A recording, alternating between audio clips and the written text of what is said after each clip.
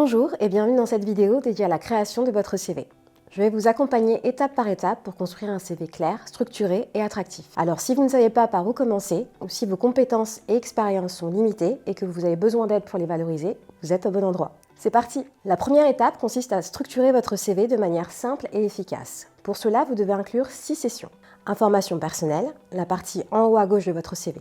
La première chose à faire est de mettre une photo. Ce n'est pas obligatoire, mais très apprécié des recruteurs. Ça leur permet de mettre un visage sur un prénom.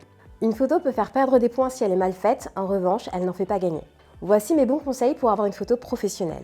La photo à utiliser doit être claire, prise de face ou légèrement de profil et à la bonne distance. Inspirez-vous du cadrage des photos d'identité. Vous avez le droit de sourire sur ces photos tout en restant professionnel. Vous pouvez utiliser des photos en couleur ou en noir et blanc.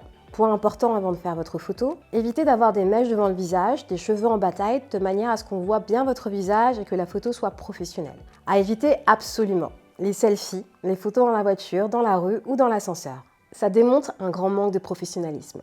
Mettez ensuite votre nom, prénom, numéro de téléphone et adresse mail. Assurez-vous que votre adresse mail soit professionnelle. Évitez les surnoms ou les adresses trop personnelles. Pensez à mentionner que vous possédez le permis.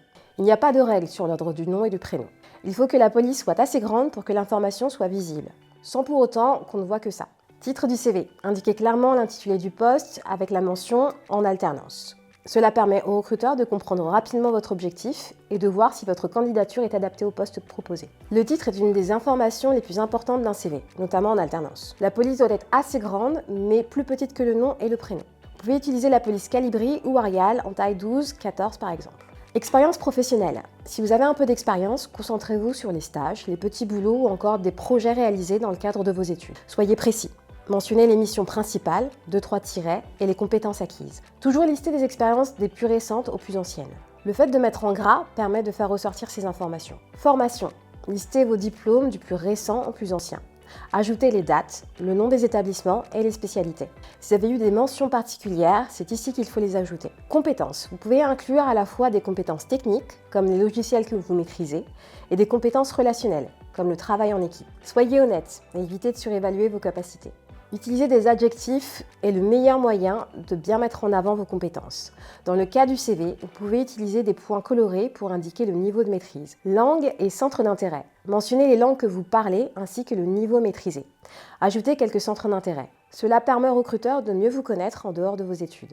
Idéalement, évitez d'indiquer des loisirs génériques, comme lecture, voyage, qui sont très souvent utilisés et considérés comme impersonnels. N'hésitez pas à mentionner les sports et les arts pratiqués, comme la danse par exemple. Les conseils clés pour un CV percutant. Soyez concis. Un CV doit tenir sur une page, surtout si vous débutez. Choisissez bien les informations que vous mettez en avant. Utilisez des verbes d'action. Préférez des verbes comme réaliser, conçu, organiser, pour décrire vos expériences. Cela donne plus de dynamisme à votre parcours. Personnalisez votre CV. Adaptez-le en fonction du poste et de l'entreprise.